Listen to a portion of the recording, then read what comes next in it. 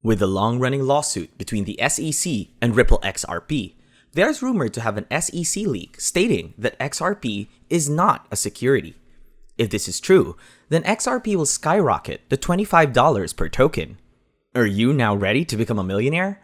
Stay tuned until the end of this video to learn more about this update. Welcome to Crypto Live. Don't forget to like this video and subscribe to our channel to stay updated on our upcoming videos about cryptocurrencies. Selling XRP was what Ripple used to develop its underlying blockchain infrastructure. As an example of a different scenario where Ethereum presents an ICO, a token sale, to secure its underlying Ethereum blockchain. So, many say there is no difference. Therefore, when Gary Gensler was in an interview and the discussion is moving towards the lawsuit that SEC has filed against Ripple XRP, he did so without commenting on details, as the interviewer knows that Gary doesn't want to talk about what the SEC's theory is. Meanwhile, some elements of the crypto world are regarded as securities, so would be subject to the SEC's stricter regulation than currencies that are not subject to this sort of regulation. So it is relatively simple, so to speak, that in the 1930s, there was a collapse of the markets, then the public was defrauded. Then, they had a clear mission of security, with the broadest bus of terms, and they included around 30 or 32 terms. Within those terms was the conceptual framework that yes, the public invested money anticipating profits from the efforts of others. In the 1940s, and numerous times since the Supreme Court followed the same approach, seeing the public is investing in such tokens, it is rare to find one that does not provide a return based on the efforts of some other group, as well as his predecessor, Jay Clayton, said. The question was also raised to Gary as to whether stock market investing follows the caveat emptor buyer beware principle. Gary was asked, where do you draw the line between what constitutes security and what constitutes actual currency? And that is what confuses a lot of people. One example is Ripple's sale of XRP to build out its underlying blockchain network. Like the first example that we mentioned earlier, Ethereum is floating an ICO to help its underlying blockchain. And many people say there is no difference between the two. Moreover, Gary told the audience that he cannot discuss specific cases since he is not permitted to talk about specific cases. In this case, raising money from the public is a basic bargain that includes full disclosure and anti-fraud protections, and you are required to register with the government agency SEC. About this, they're working to keep with the basic bargain, namely to remain technology neutral so that people can invest or speculate. Once these tokens, and most importantly, the exchanges and lending platforms are registered, make sure to do so within the law and not in a way that violates the law. Thus, as long as you pay Gary Gensler and the SEC money, no one will bother you. Do you think this is the case? Take a look at BlockFi. I'm not sure if you know of BlockFi, but they're both an exchange and lending platform. And if you give them your Bitcoin, your XRP, and your Ethereum, they'll pay you anywhere between 5 and 20% per year so BlockFi can hold your assets. And it seems that the SEC and Gary Gensler have just gone after BlockFi. In essence, this crypto company paid this huge company $100 million, and then the SEC was gone. The money trail has to be followed because they simply disappeared. So whatever happens with XRP, whatever happens with Ripple, money will flow wherever it goes. So for me, Gary Gensler is clearly saying that if Ripple had paid them, this would have been over a long time ago. In any case, Gary didn't get what he deserved because Brad Garlinghouse, who has a big set of kahunas, basically won't allow that. Further, it is known that XRP has been banned by many exchanges, such as Coinbase and Robinhood. Among all the exchanges, Binance has the lowest fees, so if you want to pick up some XRP, that is the place to go. In essence, Gary Gensler admitted that he made a mistake. He is claiming that Ripple is different from Ethereum. Ethereum isn't a security, but Ripple is. The thing is, Ethereum allegedly paid Gary Gensler under the table. So another interesting thing here is that Elad Roizman was appointed to the Securities and Exchange Commission by Donald Trump and sworn in on September 11th, and as an acting chairman on December 23rd, 2020, with effect from December 24, 2020. Previously, Commissioner Roizman served as the chief counsel for the Senate Committee on Banking, Housing, and Urban Affairs.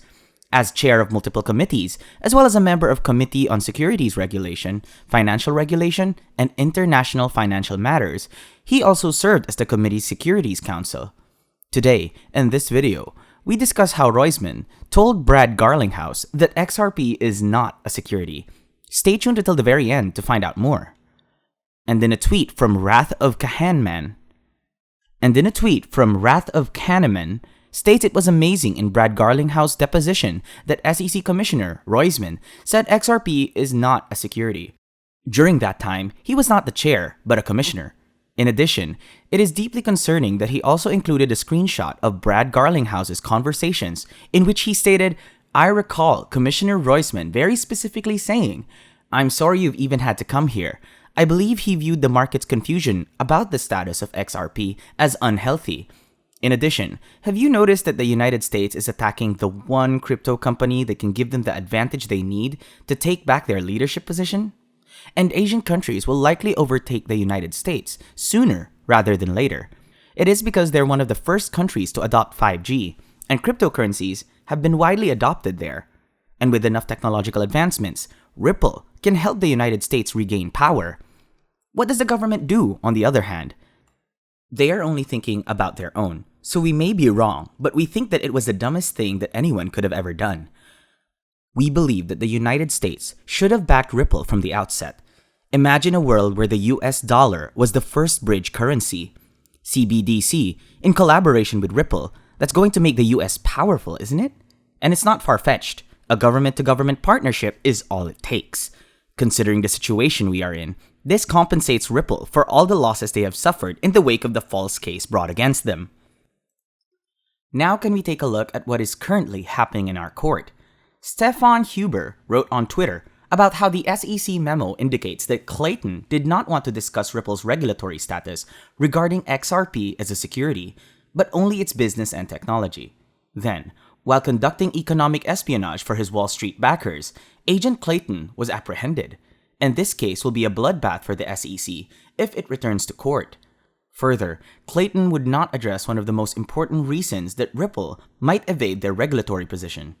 Despite not being informed of the rules and regulations, Ripple did what was best for them. So when a company has never been warned of any rules to follow, how can you sue them for breaking any of those rules? And this is because there were no rules broken this time by Ripple. Currently, there are no regulations that should be followed by the Securities and Exchange Commission. While the rules are being drafted, they seem to be targeting cryptocurrency companies to attack and delay them in court. Furthermore, we think the SEC is making up rules on the fly, which isn't allowed. Due to this, the case is being delayed for no apparent reason, because in our position in the SEC, we would seek a settlement right away to avoid a complicated situation, right? Meanwhile, we know that there's no sign of this case being resolved anytime soon. Also, throughout an investigation of over a year, we have concluded that Ripple did nothing wrong. Further, no valid argument has yet been presented by the SEC in support of its accusations. Considering that they have been sitting on this case for years waiting to pursue Ripple, this is a bit strange. So, in what way did they conclude that this is the best time to file a lawsuit? As we see it, Ripple's power is the reason the SEC is terrified, since the lawsuit was filed just when XRP was about to rise to great heights. With this, a great deal of external pressure has been exerted on cryptocurrency since then. Because of this, the price of XRP does not fluctuate greatly. Meanwhile, it's great that things are about to change since Ripple is expected to win the case. Despite the SEC's best efforts, they have unwittingly exposed a lot during this time by burying evidence, changing statements, and avoiding answering tough questions. And it could bring down this regulatory body as quickly as possible, because Ripple has access to enough information. It is therefore in the SEC's best interests to relent. Otherwise, they may incur irreversible losses if they pursue Ripple further. And as we all know, being able to function efficiently and effectively requires this regulatory body to have a good reputation. And it has only been seen that the SEC's reputation have deteriorated over time. Back in the day, the mafia would come up to you if you were running a business and say, "Hey, give us some money. If you didn't, we're gonna kill everyone and shut down the business." If you pay him, it's the same as paying Uncle Sam or paying the taxman. There is nothing more to it than money. So, should Ripple be pursued by the SEC because of false information and that they tampered with their evidence? In addition, should they finally admit that they were being paid once? What are your thoughts on this? Let us know in the comments section below.